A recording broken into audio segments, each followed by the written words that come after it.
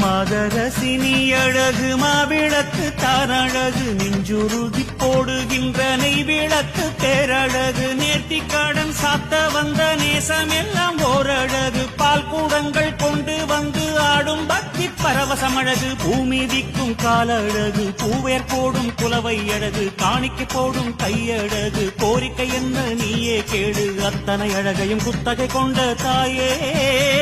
நீ சித்தமிறங்கி எங்களை காப்பாய்த்தாயே.